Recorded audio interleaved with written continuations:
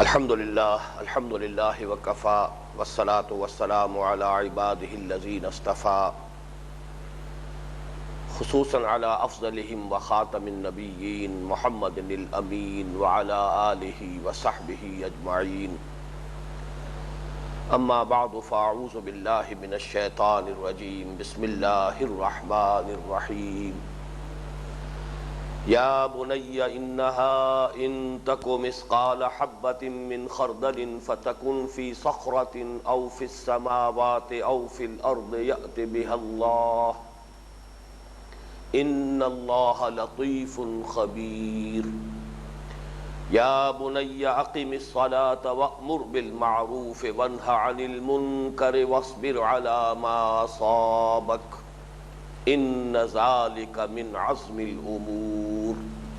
صدق اللہ العظیم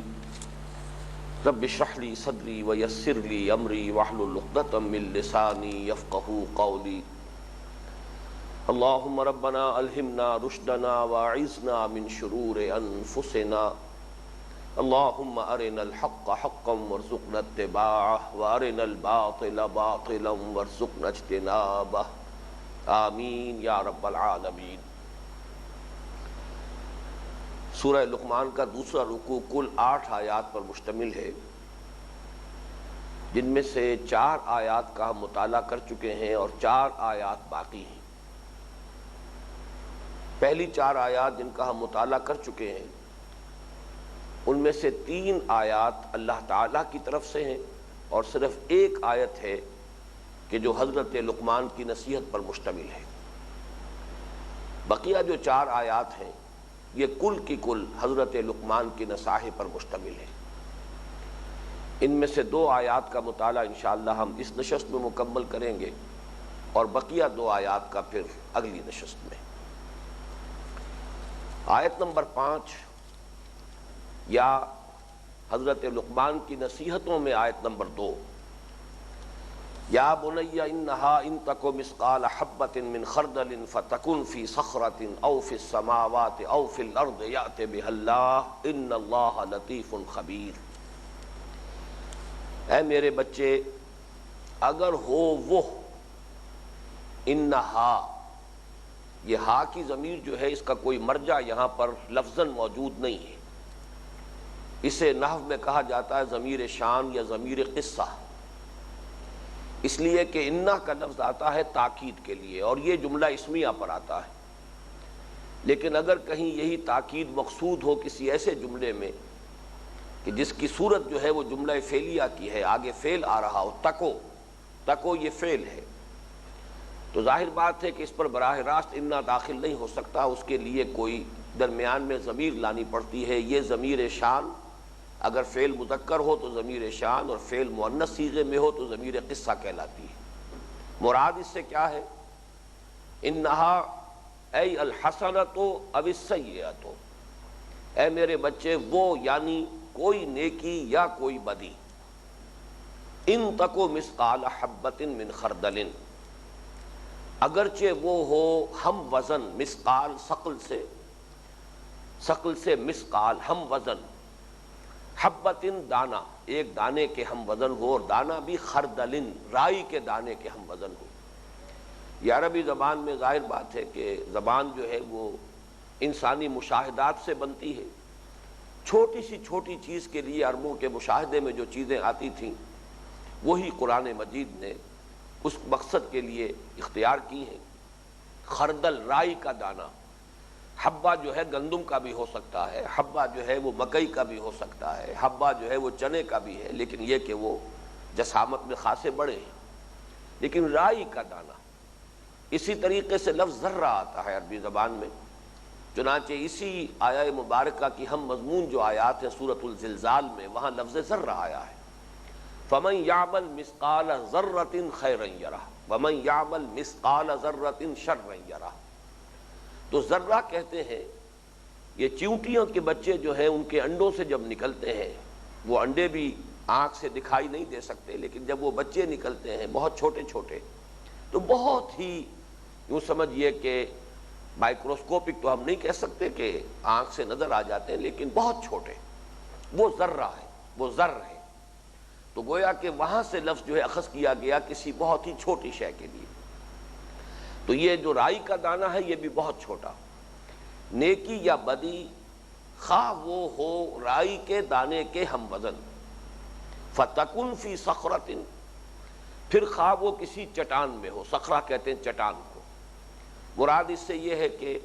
پہاڑوں میں جو کھوئیں ہوتی ہیں، غار ہوتے ہیں چٹانوں کے اندر، چاہے کوئی عمل نیکی کا یا بدی کا کہیں کسی غار کے اندر کسی کھو میں چھپ کر کیا گیا ہو، او فی السماوات، یا آسمانوں میں ہو. اس کا ترجمہ ہم پہلے تو کیا کرتے تھے کہ فضا میں ہو، لیکن اب تو تصور انسان کا جو ہے فضا سے آگے جا چکا ہے، خلا میں ہو. اب تو ایسٹروناؤٹس ہمارے جو جاتے ہیں وہ خلا میں ہے. ظاہر بات ہے کہ اگر کوئی فعل کوئی عمل ان سے صادر ہوتا ہے اس خلا میں، تو گویا کہ اس کا ذکر بھی قرآن مجید میں کر دیا گیا، او فی السماوات او فی الارض، یا زمین میں ہو. زمین سے مراد چونکہ سما کے مقابلے میں آیا ہے تو عام زمین کی سطح بھی مراد ہو سکتی ہے، اور اس کے ترجمے میں اگر اس کے اصل مفہوم کو بیان کرنا ہو تو خاص زمین کے پیٹ میں گھس کر کیا گیا ہو. یہ گویا کہ مبالغے کا انداز ہے. بات واضح ہو جائے کہ عمل خواہ وہ نیکی کا ہو، خواہ بدی کا ہو، خواہ چھوٹے سے چھوٹا ہو، خواہ کہیں ہو، خلا کی پہنائیوں میں ہو، فضاؤں میں ہو، زمین میں ہو، زمین کی گہرائی میں ہو، چٹان کی کھو میں ہو، کہیں بھی ہو، یأتی بہ اللہ، اللہ اسے لے آئے گا. یہ یأتی بہ اللہ جو ہے اس کی جگہ یعلمہ اللہ بھی ہو سکتا تھا کہ وہ اللہ کے علم میں ہوگی وہ نیکی یا بدی، وہ چھوٹے سے چھوٹا عمل بھی، لیکن اس میں زیادہ بلاغت بھی ہے اور ایک طرح کا ابلاغ کا مفہوم جو ہے زیادہ پورا ہوتا. اللہ لے آئے گا، اس لیے کہ لے آنے سے مراد کیا ہے؟ محاسبے کے دن، یا یہ کہ جزا و سزا کے لیے، بدلے کے لیے لے آئے گا، حاضر کر دے گا. ان اللہ لطیف خبیر، یقیناً اللہ تعالی بہت لطیف ہے. لطیف کا لفظ بھی دو معنی دیتا ہے. لطیف اصل میں تو آتا ہے کسی ثقیل شے کے مقابلے میں، کسی بھاری اور ٹھوس چیز کے مقابلے میں. مثلا ہوا لطیف ہے. ہم روح کو بھی کہتے ہیں کہ وہ جسم لطیف ہے، یعنی روح اگرچہ جسم ہے، پرسونیفائڈ ایگزسٹنس ہے روح کا، تو روح جو ہے وہ بھی ایک جسم ہے، لیکن یہ جسم لطیف ہے. ایک ہمارا یہ جسم ہے مادی جسم، یہ جو ہمارا وجود حیوانی ہے یہ جسم کثیف ہے، لیکن اس میں جو روح ہے یا اس میں جو جان ہے وہ جسم لطیف ہے. تو لطیف کسی بھی ہلکی شے کو، لیکن اسی سے پھر استعارتاً یہ لفظ آتا ہے لطف و کرم، یعنی بڑے غیر محسوس انداز میں کسی کے ساتھ کوئی بھلائی کرنا، کوئی خیر کرنا. ایک تو یہ ہے کہ ایسا انداز ہو کہ جس کو کہ انسان دیکھ رہا ہو، محسوس کر رہا ہو اپنے حواس ظاہری سے کہ میرے ساتھ فلاں شخص نے یہ بھلائی کی ہے، یہ خیر، یا میرے ساتھ یہ نیکی کی. اور ایک یہ ہے کہ بہت ہی سٹل انداز میں، بہت ہی لطیف انداز میں، نہ نظر آنے والے انداز میں، بہت ہی خفیف انداز میں یا بہت ہی خفی انداز میں. تو یہ بھی لطف و کرم اس معنی میں مستعمل ہے. تو مادے کے اعتبار سے مفہوم جو ہے وہ وہی ہے کہ بہت ہلکی اور لطیف شے. یہاں اس کا مفہوم ہے اللہ لطیف ہے، یہ نہایت باریک بین ہے، کوئی شے اس کے علم سے باہر نہیں ہے. اور اسی کو مزید مؤکد کیا ہے خبیر، باخبر ہے، ہر شے کی خبر اسے حاصل ہے، ہر شے سے ہر آن باخبر ہے. اور اس کی باخبری کی کیفیت یہ ہے کہ نہایت باریک بین، کوئی چھوٹی سی چھوٹی حقیر سے حقیر شے بھی اس کے علم سے باہر اور اس کی نگاہوں سے دور نہیں ہے. یہ جو آیہ مبارکہ ہے، اب اس پر نوٹ کیجئے اس اعتبار سے کہ حضرت لقمان کی نصیحتوں میں بھی یہ دوسری نصیحت آئی،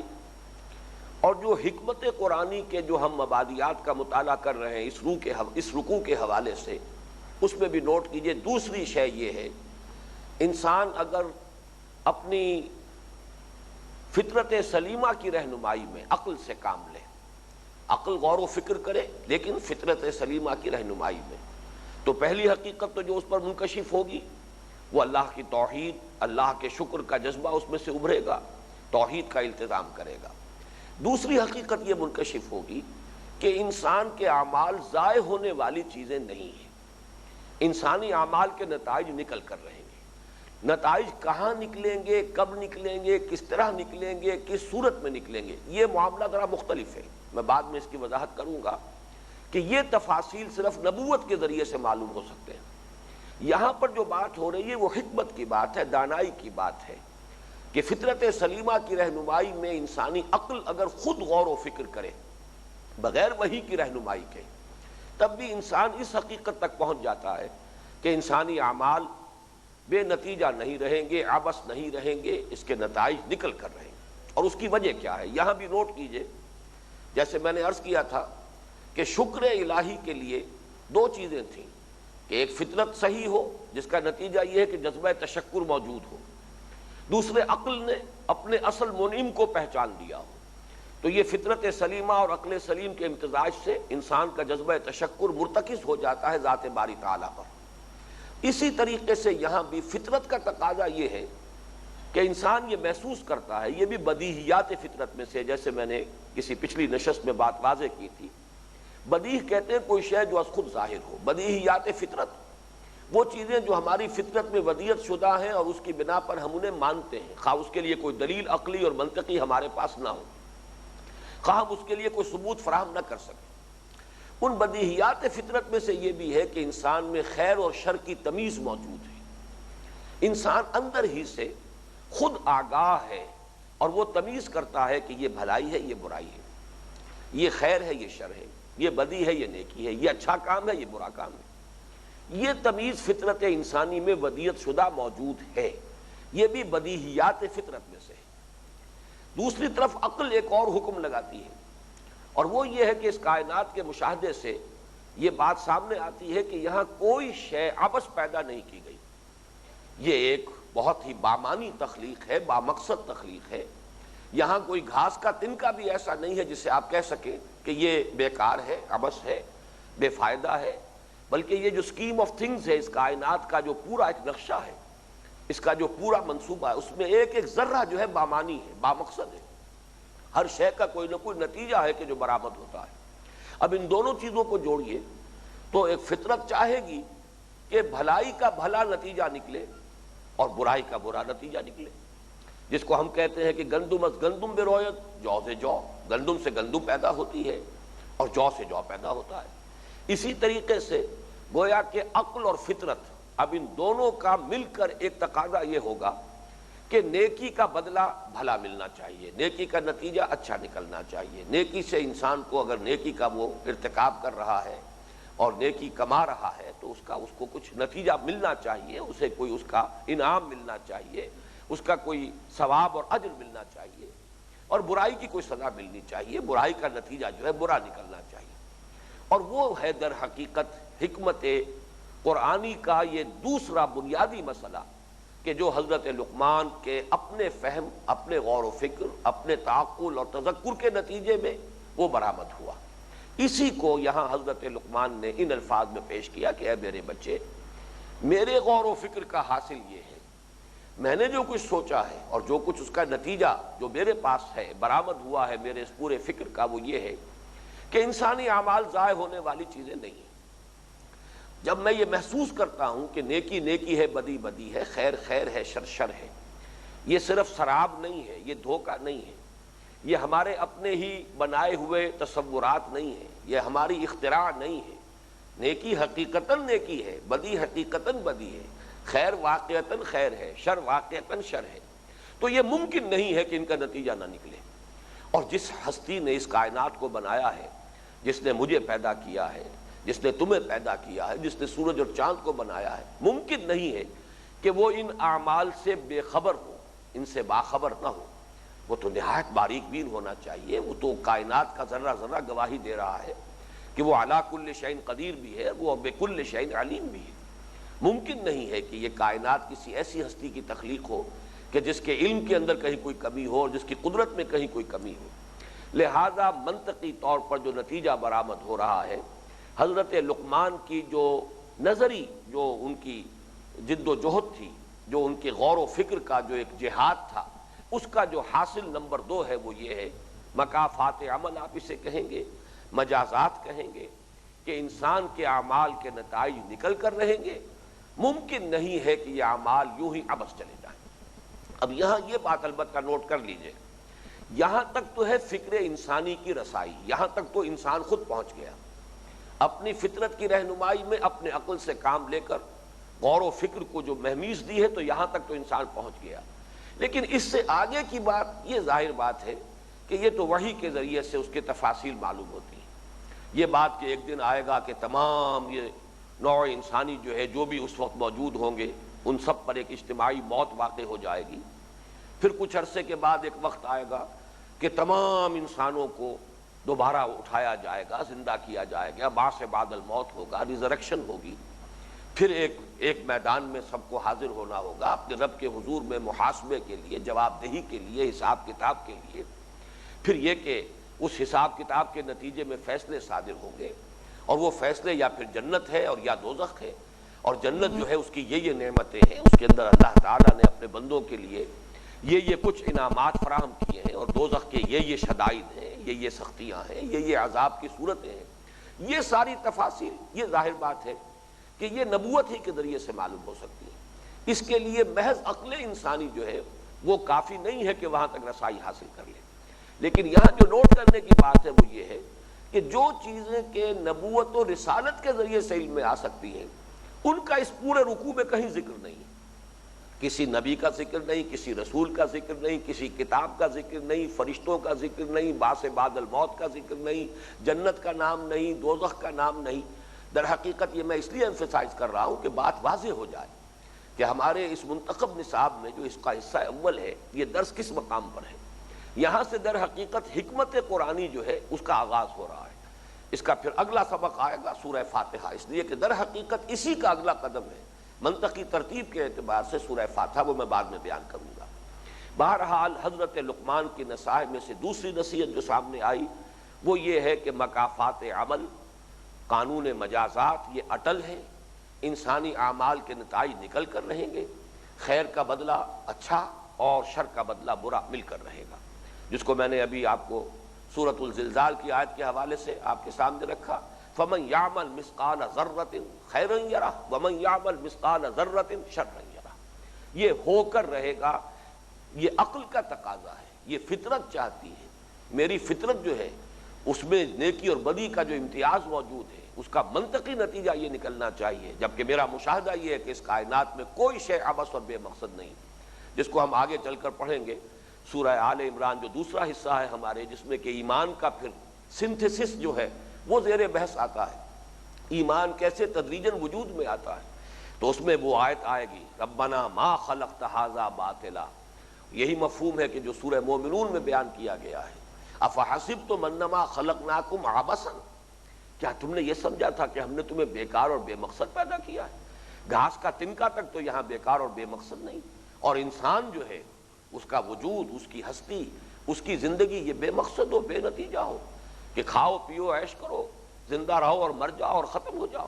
یہ تو انہونی بات ہے. یہ تو در حقیقت نہ فطرت اس کو قبول کر سکتی ہے اور نہ ہی عقل انسانی جو ہے اس کے نزدیک یہ کوئی قابل قبول بات ہے. اب آگے آئیے,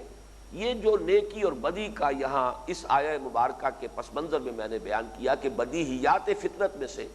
اس پر یہ پورا جو فلسفہ ہے مجازات عمل کا وہ بیسڈ ہے. اگلی آیت میں اب یہ کھل کر آئے گی بات. یا بنی اقم الصلاۃ وامر بالمعروف وانہی عن المنکر واصبر علی ما اصابک. اے میرے بچے نماز کو قائم رکھ. بلکہ یہاں اصل میں اگر لفظ نماز ہم استعمال نہ کریں بلکہ دعا کا اہتمام کیے رکھ, اس لیے کہ لفظ صلاۃ یہاں پر جو آ رہا ہے اس کی ابھی لغوی بحث میں کروں گا آپ کے سامنے.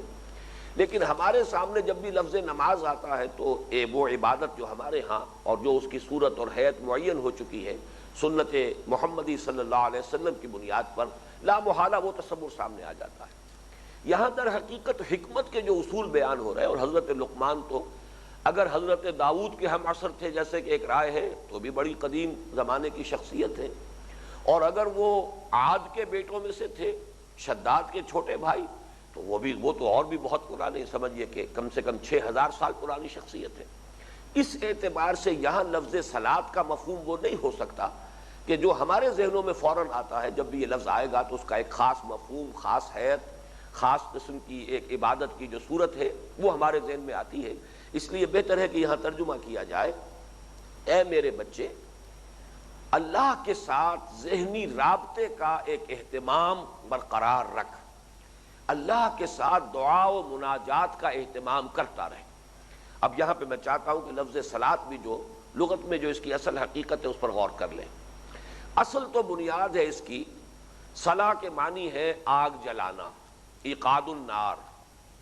اور جب اسی سے لفظ بنتا ہے باب افتعال میں اصطلاح، یہاں تا جو ہے وہ طا بن جاتی ہے صاد کی مناسبت سے، تو تصطلون کا لفظ 2 مرتبہ قرآن مجید میں آیا ہے حضرت موسیٰ علیہ السلام کے ذکر میں، کہ جب وہ آ رہے تھے واپس مدین تھے مصر کی طرف، اور صحرائے سینا میں رات کے وقت جب کہ وہ کہیں راستہ بھی بھول گئے اور شدید سردی بھی تھی، تو ایک جگہ انہیں جو آگ نظر آئی تو انہوں نے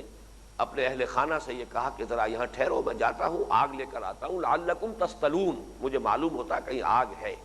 انی آنست نارا، تو میں وہاں سے کوئی چنگاری لے کر آتا ہوں تاکہ یہاں آگ جلائیں۔ لعلکم تصطلون، سورۃ النمل میں بھی یہ لفظ آیا، سورۃ القصص میں بھی آیا، دونوں یہ صورتیں جوڑے کی شکل میں ہے قرآن مجید میں ایک ہی جگہ پر۔ تو تصطلون کے معنی آگ تاپنا، آگ سینکنا، صلاح کا اصل مفہوم ہے آگ روشن کرنا۔ اب یہاں سے اس پر تقریباً اجماع ہے کہ صلاۃ کا جو مفہوم ہے قرآن مجید میں اور اصطلاح میں وہ ہے دعا، کسی کے ساتھ بلکہ اللہ کی طرف متوجہ ہو کر اس سے ہم کلام ہونا، اس سے مناجات کرنا۔ اب سوال یہ پیدا ہوتا ہے، امام راغب نے چنانچہ کہا ہے کہ اس پر اجماع ہے تمام اہل لغت کا کہ یہاں صلاۃ سے مراد جو ہے اصطلاحی صلاۃ جو ہے وہ الدعاء والتبریک والتمجید، اللہ سے دعا مانگنا، اس کی تمجید، ثنا، اس کی حمد بیان کرنا، اس کی برکتوں کا اظہار کرنا، یہ ہے در حقیقت صلاۃ کا اصل مفہوم۔ اسی معنی میں حدیث میں جو سورہ فاتحہ کے ضمن میں ایک حدیث قدسی آتی ہے حضرت ابو ہریرہ رضی اللہ تعالی عنہ سے، اور یہ مسلم شریف کی روایت ہے کہ اللہ تعالیٰ یہ فرماتا ہے، حضور ارشاد فرماتے ہیں کہ اللہ فرماتا ہے قسمت الصلاۃ بینی و بین عبدی نصفین، میں نے نماز کو یا میں نے دعا کو یا سورۃ الفاتحہ، اصل میں چونکہ اس کے بعد جو تفصیل پوری آئی ہے اس حدیث قدسی میں وہ سورہ فاتحہ کی ہے، میں نے اسے اپنے اور بندے کے مابین آدھا آدھا تقسیم کر لیا ہے، اس کا آدھا حصہ میرے لیے ہے، یعنی میری حمد ہے، میری ثنا ہے، میری تمجید ہے، اور پھر یہ کہ ایک معاہدہ ہے بندے کا میرے ساتھ، یہ درمیانی حصہ قدر مشترک ہے، اور پھر یہ کہ دعا ہے بندے کی، اور میں نے اپنے بندے کو دیا جو اس نے مانگا۔ تو در حقیقت صلاۃ کا اصل مفہوم دعا، اور دعاؤں میں سب سے جامع اور جو اہم ترین دعا ہے وہ دعا سورہ فاتحہ کی شکل میں قرآن مجید کے گویا کہ دیباچے کے طور پر اس کے آغاز میں رکھ دی گئی ہے۔ اب سوال یہ ہے کہ یہ جو اصل اس کا جو لغوی اس کی جو بنیاد ہے، اس کا جو اصل مفہوم ہے لغت میں، اس سے کیا تعلق ہے اس دعا کا؟ میری سمجھ میں جو بات آتی ہے واللہ عالم وہ یہی ہے کہ در حقیقت اس میں بھی وہی راز مضمر ہے کہ ہمارے وجود میں ایک حقیقت لطیفہ ہے جو مضمر ہے، ایک ہمارا یہ جسم کثیف ہے جو ابھی میں نے بیان کیا جو نظر آتا ہے، میں آپ کے جسم کو دیکھ رہا ہوں، آپ میرے جسم کو دیکھ رہے ہیں، لیکن ایک ہمارا وہ وجود روحانی ہے، وہ جسم لطیف ہے، وہ نظر نہیں آتا، لیکن یہ کہ اس کی حرارت کو برقرار رکھنے کے لیے، اس میں حرارت اور تازگی برقرار رکھنے کے لیے، اس میں حرارت زندگی برقرار رکھنے کے لیے، اس روح کے لیے بھی زندگی درکار ہے، اس میں بھی حرارت درکار ہے، وہ بھی چاق و چوبند ہو، اس میں بھی حرکت ہو، وہ بھی بیدار ہو، یہ کیفیت جو ہے یہ در حقیقت دعا سے پیدا ہوگی، اللہ کے ساتھ مناجات ہوگی۔ یہ مضمون اگر یاد آیا ہو تو سورۃ آیت البر میں بھی آ چکا ہے کہ وہاں جو پہلے ایمان کا تذکرہ آیا، ایمان کی جو شرط لازم ہے نیکی کے لیے، وَلَٰكِنَّ الْبِرَّ مَنْ آمَنَ بِاللَّهِ وَالْيَوْمِ الْآخِرِ وَالْمَلَائِكَةِ وَالْكِتَابِ وَالنَّبِيِّينَ، پھر نیکی کی عملی مظاہر میں سے ذکر ہوا وَآتَ الْمَالَ عَلَىٰ حُبِّهِ ذَوِي الْقُرْبَىٰ وَالْيَتَامَىٰ وَالْمَسَاكِينَ وَابْنَ السَّبِيلِ وَالسَّائِلِينَ وَفِي الرِّقَابِ، اور اس کے بعد ان 2 عبادات کا ذکر ہے جو میں نے عرض کیا تھا کہ ستونوں کے مانند ہیں، ایمان کو تازہ رکھنے کے لیے، ایمان میں حرارت برقرار رکھنے کے لیے نماز، اور وہ جو انفاق کا جذبہ ہے اسے دوام عطا کرنے کے لیے، اس جذبے کو انسان کے اندر قائم اور دائم رکھنے کے لیے، برقرار رکھنے کے لیے زکوٰۃ ہے۔ وہی بات یہاں آ رہی ہے کہ ایمان، یہاں پر جو معاملہ آیا تھا کہ پہلی بات یہ ہے حکمت کا پہلا تقاضا اللہ کا پہچاننا، اللہ کی توحید کا التزام کرنا، اللہ کا شکر کرنا۔ اب اللہ کے ساتھ ایک ذہنی رابطہ رکھنا چاہیے، اس لیے کہ ظاہر بات ہے کہ انسان دنیا کی اپنی مشغولیتوں میں، دنیا کی مصروفیات میں بھول جاتا ہے، اسے نسیان لاحق ہوتا ہے، لہذا اس کو تازہ کرتے رہنا چاہیے۔ اللہ کے ساتھ اپنا ذہنی اور قلبی رشتہ استوار رکھنے کے لیے کوئی دعا، کوئی مناجات، وقفے وقفے سے اس کے سامنے، اس کے حضور میں حاضر ہو کر میڈیٹیشن اسے کہہ لیں، مراقبہ کہہ لیں، اس کے ساتھ ایک لو لگانے کی کوشش جسے ہم کہتے ہیں محاورے میں، اللہ کے ساتھ لو لگائی جائے، اس کے ساتھ ایک ذہنی تعلق جو ہے وہ استوار کیا جائے، اس کے ساتھ ایک روحانی رشتہ جو ہے اسے تازہ کیا جائے۔ اور اس تازہ کرنے میں مجھے چونکہ وہ حفیظ جالندھری صاحب کا شعر بہت پسند ہے، نماز کے بارے میں، سجدے کے بارے میں خاص طور پر بڑی پیاری بات اس نے کہی ہے، سرکشی نے کر دیے دھندلے نقوش بندگی، آؤ سجدے میں گرے لوح جبی تازہ کرے۔ ہماری پیشانیوں پر جو بندگی کا ایک نشان ہے یہ دھندلا جاتا ہے مصروفیات کی وجہ سے، بلکہ یہاں تو اور زیادہ خوبصورت تصور دیا ہے، سرکشی، نفس کے اندر جو سرکشی ہے، کلا ان الانسان لیطغی، یہ اندر سے جو سرکشی کے، معصیت کے، جذبات کے، شہوات کے، خواہشات کے طوفان ہمارے اندر سے اٹھتے ہیں، اس کی وجہ سے یہ بندگی کا نقش دھندلا جاتا ہے۔ اس کو تازہ کرنے کی ضرورت ہے، اس کو اور اجاگر کرنے کی ضرورت ہے، بار بار اجاگر کرنے کی ضرورت ہے۔ تو آؤ سجدے میں گرے لوح جبیں تازہ کریں۔ تو میں یہاں جو عرض کر رہا ہوں وہ تو اس سے ذرا اور پہلے کی بات ہے۔ سرکشی تو گویا کہ اگلا مرحلہ ہے جس سے کہ وہ نقش بندگی جو ہے دھندلا جاتا ہے۔ اس سے پہلے ہے غفلت، مصروفیت، مشغولیت، جس کو اقبال نے صحیح تعبیر کیا ہے کہ کافر کی یہ پہچان کے آفاق میں گم ہے، اور مومن کی یہ پہچان کے گم اس میں ہے آفاق۔ یہاں رہنا ہے لیکن بلند تر ہو کر رہنا ہے، اسباب کے اندر گھرے ہوئے رہنا ہے، اسباب میں جکڑے ہوئے رہنا ہے۔ ہمارا رواں رواں جو ہے عالم اسباب میں جکڑا ہوا ہے، ہمارا پورا وجود، ہمارا یہ پورا جو وجود حیوانی ہے، وجود جسمانی ہے، یہ تو جو بھی قوانین طبیعہ ہیں ان کے اندر جکڑا ہوا ہے۔ اس کے اندر جکڑے ہوئے ہونے کے باوجود پھر یہ کہ پورا سلسلہ اسباب ہے جس کے اثرات ہم پر مترتب ہوتے ہیں، ان سب کے زیر اثر ہونے کے باوجود بازار سے گزرا ہوں خریدار نہیں، انسان اس کیفیت میں زندگی گزارے، یہاں رہے لیکن اس کے ساتھ دل نہ لگائے، اس سے حقیقی قلبی رشتہ استوار نہ کرے، اس کے ساتھ جو ہے اس کو اپنے ذہن کے لیے ایک حجاب نہ بننے دے، اپنے دل کے اوپر ایک پردہ نہ بننے دے، بلکہ اللہ کے ساتھ ایک ذہنی ربط قائم رہے۔ وہ ذہنی ربط قائم رکھنا یا قلبی رشتہ استوار کرنا در حقیقت یہ ہے کہ جس صلاۃ کا اصل مقصود ہے۔ اب اس صلاۃ کی حیت کیا ہو، اس میں کیا الفاظ ادا کیے جائیں، جیسے کہ ایک حدیث میں آتا ہے کہ حضور نے فرمایا یہ سورہ فاتحہ جو ہمیں عطا ہوئی ہے، ایسی کوئی سورت کبھی بھی اللہ تعالیٰ نے اپنی کسی کتاب میں نازل نہیں کی۔ یہ جامع ترین صلاۃ ہے، جامع ترین مناجات ہے، یہی وجہ ہے کہ وہ ہمارے نماز کا جزو لازم بنا دیا گیا۔ لا صلاۃ لمن لم یقرأ بفاتحۃ الکتاب، جو شخص یہ سورہ فاتحہ کی تلاوت نہیں کرتا اس کی تو کوئی نماز ہی نہیں، ہر رکعت کا جزو لازم ہے۔ تو یہ تو گویا کہ اللہ نے ہمیں عطا کیا، لیکن یہ کہ جو آپ کو سامس، بک آف سامس ملتی ہے، جو تورات کا، اولڈ ٹیسٹمنٹ کا ایک جز ہے، وہ کیا ہے؟ مناجاتیں ہیں، حمد کے ترانے ہیں۔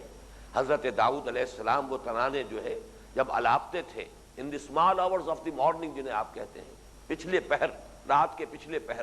اس وقت جو ہے وجد کی جو کیفیت پیدا ہوتی تھی، پہاڑوں پر بھی اور پرندوں پر بھی وہ شریک ہوتے تھے حضرت داؤد علیہ السلام کے ساتھ اس مناجات میں، اس حمد میں۔ تو معلوم یہ ہوا کہ اس کی شکلیں مختلف ہوں گی۔ ہمیں جو نماز عطا کی گئی ہے وہ محمد الرسول اللہ صلی اللہ علیہ وسلم کے ذریعے سے، وہ یہ نماز ہے جو ہمیں عطا ہوئی، اس کا ایک نظام ہے۔ اور اس میں بھی در حقیقت نظام کے حوالے سے نوٹ کر لیجئے کہ لفظ اقامت ہے، قائم رکھو، قائم رکھ، یعنی کبھی کبھی کیجولی، کبھی کبھی وقفے سے نہیں، بلکہ یہ تو جیسے کہ ہماری اس حیات مادی کے لیے جیسے کہ ہوا اور پانی لازم ہے، اسی طریقے سے اس حیات معنوی کے لیے، اس باطنی حقیقت کو اپنی صحت پر برقرار رکھنے کے لیے جیسے ہمارے اس وجود مادی کو غذا کی ضرورت ہے، ایسے ہی اس کی تقویت کے لیے، اپنے اس باطنی وجود اور روح کی تقویت کے لیے یہ ذکر، یہ یاد اللہ کی، اس کے ساتھ یہ رشتہ ذہنی اور قلبی، اور اس کے ساتھ مناجات اور دعا۔ اسی لیے کہا گیا دعا مخ العبادہ، الدعاء هو العبادہ، دعا ہی تو عبادت کا اصل جوہر ہے، اور اصل میں تو دعا ہی تو عبادت ہے۔ در حقیقت یہ اصل اس کی روح جو ہے عبادت کی، وہ دعا ہے۔ تو اس کو قائم رکھو، یہ قائم رکھنا اب ہوگا سلو کما رأیتمونی اصلی، پھر اس کے اوقات، ان کی تمام آداب، اس کی شرائط کا التزام، وہ پورا ایک نظام بن جاتا ہے۔ اور واقعتاً جو خاص طور پر جو اللہ تعالیٰ نے ہمیں نماز کا نظام عطا فرمایا، نظام صلاۃ، وہ تو ہماری زندگی کو جکڑ لینے والا ہے، پوری طریقے سے شکنجے کے اندر کس لینے والا، کہ انسان کا معلوم ہوگا کہ ایک کھوٹے کے ساتھ انسان بن گیا۔ جو حدیث مبارکہ میں اسلام کا جو نظام سیاسی ہے اس کی وضاحت کے لیے کہ اس میں آزادی کتنی ہے اور پابندی کتنی ہے،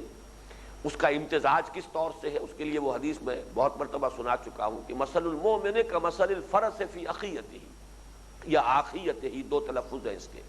مومن کی مثال اس گھوڑے کی سی ہے جو کھونٹے سے بندھا ہوا ہے۔ تو ویسے تو یہ کہ اس سے مراد ہے اللہ کے اور رسول کے احکام، یہ کھونٹا ہے جس سے مومن بندھا ہوا ہے، لیکن یہاں میں عرض کر رہا تھا کہ نماز در حقیقت وہ کھونٹا ہے جو ایک مومن کے نظام الاوقات کو باندھ لیتا ہے، جکڑ لیتا ہے تھوڑے تھوڑے وقفے سے۔ اور اس میں بڑی حکمتیں ہیں جو شاہ ولی اللہ دہلوی رحمۃ اللہ علیہ نے بڑی تفصیل سے لکھی ہیں کہ ان حکمتوں میں اوقات نماز کا جو معاملہ ہے یہ کن حکمتوں کی بنیاد پر ہے۔ اللہ تعالیٰ نے کوئی چیز جو ہے حکمت کے بغیر کوئی حکم نہیں دیا ہے، تمام احکام جو ہے وہ حکمت پر مبنی ہیں، جس کو میں اپنے اسی رکوع کے درس کے سلسلے میں جو پہلے نشستیں ہو چکی ہیں ان میں دو الفاظ استعمال کرتا رہا ہوں۔ ایک حکمت اصولی ہے جس کا تعلق ایمانیات سے ہے، معرفت خداوندی سے ہے، بنیادی حقائق سے ہے، وہ فلسفہ ہے، وہ حکمت ہے۔ اور دوسری حکمت تفصیلی ہے، وہ احکام کی حکمت ہے۔ کوئی حکم دیا گیا تو کیوں دیا گیا، نماز کے یہ اوقات معین کیے گئے کیوں کیے گئے، وضو کی یہ شکل کیوں معین کی گئی، وضو میں ان اعضاء کا دھونا کیوں لازم کیا گیا، یہ مختلف چیزیں جو ہیں اس کی جو وائز ہیں کیوں ایسا ہوا ہے، ان کے جو لم ہے وہ ہے کہ جو حکمت تفصیلی شمار ہوگی۔ تو یہ گویا کہ جو تیسری آیت ہوئی حضرت لقمان کی نصائح میں سے جو 3 حصوں پر مشتمل ہے، یا بنی اقم الصلاۃ، اے میرے بندے نماز کو قائم رکھ۔ یہ قائم رکھ کے اعتبار سے ذرا ایک حدیث بھی نوٹ کر لیجئے، یہ امام راغب نے یہ اپنے ہاں بیان کی ہے مفردات میں، لیکن حوالہ نہیں دیا ہے، لیکن الفاظ بڑے پیارے ہیں۔ ان المصلین کثیر والمقیمین لہا قلیل، نمازی تو بہت سے ہیں، بہت ہوتے ہیں، لیکن نماز کی اقامت کا حق ادا کرنے والے بہت کم لوگ ہیں۔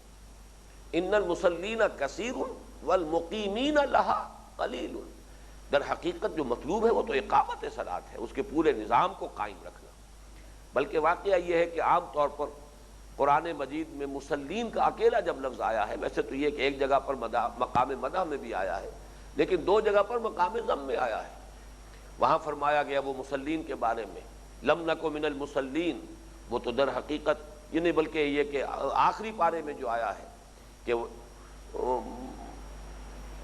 ارأیت الذی یکذب بالدین فذلک الذی یدعو الیتیم ولا یحض علی طعام المسکین فویل للمصلین الذین هم عن صلاتهم ساہون۔ تو یہاں تو ایک بربادی اور تباہی اور ہلاکت کی جو ہے وہ خبر دی گئی ہے ان مسلیوں کے لیے، ان نمازیوں کے لیے جو اپنی نمازوں سے یا تو غافل ہیں، صرف یہ ہے کہ وہ رسم ادا کر رہے ہیں، رہ گئی رسم ادا روح بلالی نہ رہی، اور یا یہ ہے کہ وہ اس میں گویا کہ وقفے وقفے سے پڑھتے ہیں، جسے ہم کہتے ہیں گنڈے دار نماز پڑھتے ہیں، اس سے غافل رہتے ہیں، جب جی میں آیا نماز پڑھ لی۔ اس اعتبار سے قرآن مجید کی جو اصل اصطلاح ہے، مسلین کا لفظ بہت کم آیا ہے، اصل لفظ جو ہے وہ مقیمین الصلاۃ، نماز کے قائم کرنے والے، اقیم الصلاۃ، نماز کو قائم کرو۔ تو یہاں بھی یہی بات آئی، یا بنی اقم الصلاۃ وامر بالمعروف وانہ عن المنکر۔ اب یہاں وہ اصطلاح بن کر آ گئی ہے ہمارے دین کی بڑی اہم اصطلاح، جو بعد میں قرآن مجید میں جو مدنی صورتوں میں آئی ہے بڑے اہتمام کے ساتھ، لیکن آغاز اس کا ہو گیا ہے اس سورہ مبارکہ میں کہ جس کو میں نے برزخی صورت قرار دیا ہے، اس لیے کہ یہ جو سورہ حج ہے اس کا کچھ حصہ وہ ہے کہ جو دوران سفر ہجرت جو ہے نازل ہوا ہے، اس میں بھی یہ اصطلاح آئی ہے۔ تو اس میں نوٹ کیجئے کہ جو سورۃ العصر میں لفظ آیا تھا وَتَوَاصَوْا بِالْحَقِّ، یہاں پر اب اس کے لیے ایک معین اصطلاح آ گئی ہے، یا بنی اقم الصلاۃ وامر بالمعروف وانہ عن المنکر۔ اب یہاں لفظ پھر نوٹ کر لیجئے، معروف منکر، وہی بدیہیات فطرت پر سارا معاملہ جو ہے وہ بیسڈ ہے، اسی پر مبنی ہے۔ معروف وہ شے ہے جو جانی پہچانی ہے، فطرت پہچانتی ہے اسے کہ یہ اچھائی ہے، بھلائی ہے، اور بلکہ فطرت کا رجحان ہے اس کی طرف، ایک میلان ہے، رغبت ہے فطرت کے اندر، اور اس کے ساتھ ہی فطرت انسانی خوب جانتی اور پہچانتی ہے کہ یہ برائی ہے، اور نہ صرف جانتی اور پہچانتی ہے، اس سے اس کو نفرت ہے، ابا کرتی ہے، اسے پسند نہیں کرتی۔ یہی وجہ دیکھیے کہ بعض احادیث میں انسان کی جو یہ اندر کا ایک مقیاس ہے، انسان کے اندر جو اللہ تعالیٰ نے ایک معیار رکھا ہوا ہے حق و باطل کے پرکھنے کی صلاحیت کا، اس کے لیے قرآن حدیث میں آتا ہے بہت سے معاملات میں استفت قلبک، اپنے دل سے پوچھو، بلکہ بعض روایات میں آیا ولا افتاک المفتی، خواہ تمہیں کوئی مفتی فتویٰ دے دے کہ بات صحیح ہے لیکن پھر بھی اپنے دل سے پوچھو، اس لیے کہ یہ دل جو ہے یہ صحیح فیصلہ کرتا ہے۔ کہیں اگر اشتباہ ہے، جیسے کہ حدیث میں آیا ہے کہ الحلال بین والحرام بین وبینہما مشتبہات، ایک تو بین طور پر حلال شے ہے، معلوم ہے قطعی طور پر کہ یہ حلال ہے، اور ایک بین طور پر حرام شے ہے، قطعی طور پر معلوم ہے کہ یہ حرام، بیچ میں کچھ ہو جاتے ہیں مشتبہات، یقین کے ساتھ نہیں کہا جا سکتا کہ اس کو حرام سمجھے کہ حلال سمجھے، تو یہ مشتبہات جو ان کے بارے میں اصل شے جس سے کہ پوچھنا چاہیے، اصل فیصلہ جس سے لینا چاہیے وہ آپ کا اپنا دل ہے، استفت قلبک۔ اسی طریقے سے ایک بڑی پیاری حدیث ہے جس میں کہ حضور نے گناہ کی تعریف اور ڈیفینیشن بیان کی ہے، الاسم ما حاک فی صدرک وکرہت ان یطلع علیہ، گناہ وہ شے گناہ ہے کہ جو تمہارے سینے کے اندر خلجان پیدا کر دے، خلجان پیدا ہو جائے، میں نے کیا کیا، یہ مجھے نہیں کرنا چاہیے تھا، یہ نہیں، یہ کام کرنے کا نہیں ہے، یہ کام بھلا نہیں، یہ کام اچھا نہیں، گویا کہ انسان کے اپنے اندر یہ مقیاس موجود ہے، یہ آلہ موجود ہے، یہ انڈیکیٹر موجود ہے کہ کوئی کام کرنے کا ہے یا نہیں ہے، یہ کوئی کام اچھا ہے یا برا ہے۔ تو فرمایا الاسم ما حاک فی صدرک، اس لیے کہ نیکی سے، جیسے آیت البر میں بھی میں نے عرض کیا تھا کہ بر کیا ہے، بر اور بر اس کا در حقیقت جو مشترک مفہوم ہے وہ اطمینان کا ہے، جیسے سمندر میں انسان جب تک ہے تو کوئی نہ کوئی تشویش رہتی ہے، کوئی لہر آ گئی بڑی سی، اس نے ذرا سا ہلا دیا، آدمی چونکہ اسی طریقے سے دائیں بائیں کچھ ڈولتا ہوا جو ہے جہاز چلتا ہے، چاہے کتنا ہی بڑے سے بڑا جہاز ہو، تو وہ کیفیت نہیں ہوتی انسان کی، کچھ جیسے ہی خشکی پر پاؤں رکھا معلوم اب اطمینان ہے، چاہے خشکی پر ہی انسان کی گھات میں جو ہے اس کی موت بیٹھی ہوئی ہو، لیکن یہ کہ ایک انسان کی فوری کیفیت یہ ہوتی ہے کہ تشویش ختم ہو گئی اور اطمینان۔ تو بر اور بر میں یہی رشتہ ہے، بر وہ شے ہے کہ جو فطرت انسانی میں سکون اور اطمینان، میں نے وہ نظم بھی انگریزی کی کوٹ کی تھی، charities that soothe and heal and bless, یہ تو در حقیقت انسان کے زخموں کے اوپر مرہم رکھے جانے کی سی کیفیت ہے۔ آپ کے اپنے وجود کے اندر اگر آپ نے کوئی غلط کام کیے تھے، اس کی وجہ سے اندر ہی ایک بے چینی ہے، بے کلی ہے، ایک تشویش ہے، اب کوئی نیکی کا کام کریں گے اس سے گویا کہ ایک سودنگ ایفیکٹ آپ محسوس کریں گے خود اپنے باطن کے اندر۔ تو یہاں بھی وہی مفہوم ہے کہ الاسم ما حاک فی صدرک، گناہ وہی تو ہے جس سے کہ تمہارے سینے میں خلجان پیدا ہو جائے، وکرہت ان یطلع علیہ، اور تمہیں یہ پسند نہ ہو کہ لوگ اس پر مطلع ہو جائیں، لوگوں کے علم میں یہ آ جائے کہ اس نے یہ کام کیا ہے۔ اب اس میں واقعہ یہ میں اسے کہا کرتا ہوں کہ یہ ایک ووٹ آف کانفیڈنس ہے کہ انسان کا جو کلیکٹیو سب کانشس مائنڈ ہے، انسان کا جو اجتماعی ضمیر ہے، اس پر بھی پورا اعتماد ظاہر کیا جا رہا ہے کہ معاشرہ جو ہے بحیثیت مجموعی وہ بھی در حقیقت صحیح حکم لگاتا ہے کہ یہ خیر ہے یا شر ہے، اسی لیے جو شر ہے آپ نہیں چاہتے کہ لوگوں کے علم میں آئے، آپ کو معلوم ہے کہ یہ بات اگر لوگوں کے علم میں آئے گی تو میری حیثیت جو ہے وہ کم ہو جائے گی، لوگ مجھ سے نفرت کریں گے، میری اگر کوئی عزت ہے اس کو بٹا لگے گا، یہ ساری کیفیات ہیں کہ مجھ سے خطا تو ہو گئی ہے لیکن کسی طرح پردہ پڑا رہے تو بہتر ہے۔ تو یہ گویا کہ ڈیفینیشن ہے جو حضور نے دی ہے، الاسم ما حاک فی صدرک وکرہت ان یطلع علیہ۔ تو یہ ہے معروف اور منکر کا تصور۔ منکر وہ شے جو پہچان میں نہ آئے، اجنبی سی ہو، جس کی طرف کوئی میلان نہ ہو، جس کی طرف کوئی رغبت نہ ہو۔ تو فرمایا یا بنی اقم الصلاۃ وامر بالمعروف وانہی عن المنکر، نیکی کا، بھلائی کا، خیر کا، معروف کا حکم دے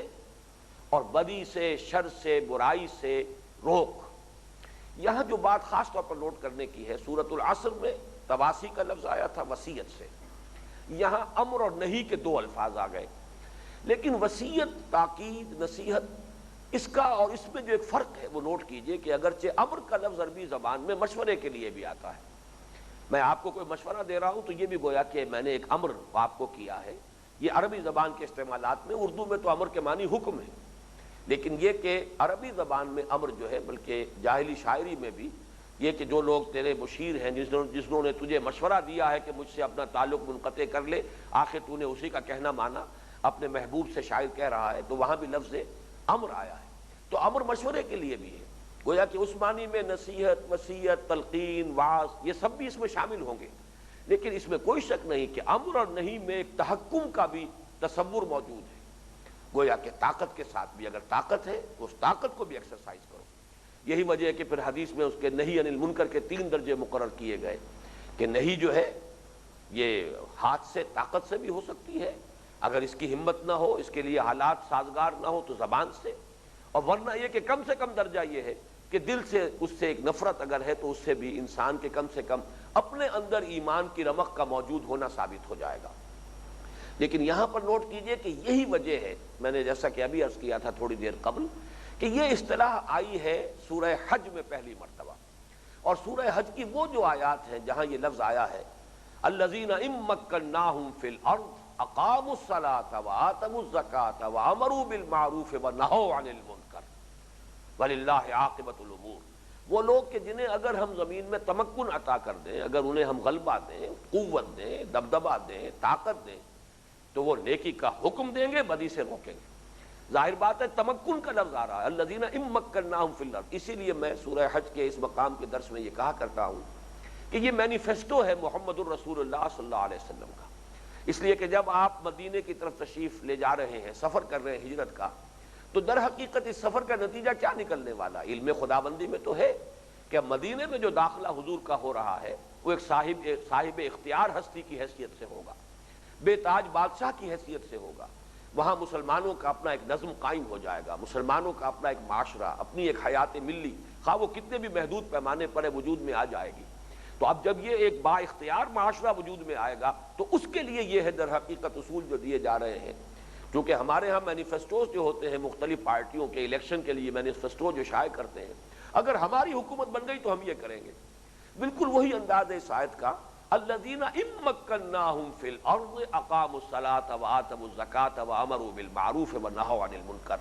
وہ لوگ کہ اگر ہم انہیں تمکن عطا کر دیں، حکومت عطا کر دیں، غلبہ اور طاقت دے دیں زمین میں، تو وہ نیکی کا حکم دیں گے اور بدی سے روکیں گے۔ یہی وجہ ہے کہ پھر یہ امت مسلمہ کا جو اجتماعی فریضہ ہے اس کے لیے یہ اہم ترین اصطلاح بن گئی۔ سورہ آل عمران کی آیت نمبر 104 میں بھی آئی ہے آیت، فرمایا گیا کہ